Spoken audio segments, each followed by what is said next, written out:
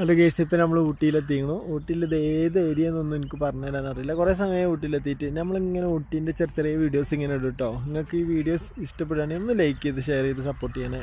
ഞാൻ വലിയ യൂട്യൂബറൊന്നുമല്ല, വീഡിയോ എടുക്കാനൊന്നും അറിയില്ല. പക്ഷേ എന്നെക്കൊണ്ട് കഴിവിൻ്റെ പരമാവധി ഞാൻ എടുക്കുക. ഈ ഏരിയ ഒന്ന് കണ്ടു നോക്കി.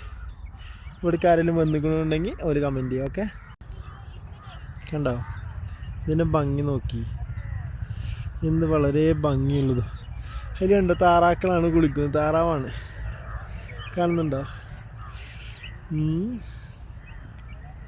ഇത് നല്ല വൃത്തിയുള്ള ഏരിയയാണ്. പക്ഷേ ഇത് കുളവായല്ലേ, നമ്മുടെ നാട്ടിലെ കുളവായ ചീഞ്ഞതുകൊണ്ട് ഈ വെള്ളത്തിൻ്റെ മേലെ നിന്നിട്ട് ഫുള്ള് കച്ചറ പ്ലാസ്റ്റിക്. ഇതാണ് നമ്മളൊക്കെ നാടിൻ്റെ, പ്രത്യേകിച്ച് എസ്പെഷ്യലി ഇന്ത്യൻ്റെയൊക്കെ പ്രശ്നം ഇതാണ്.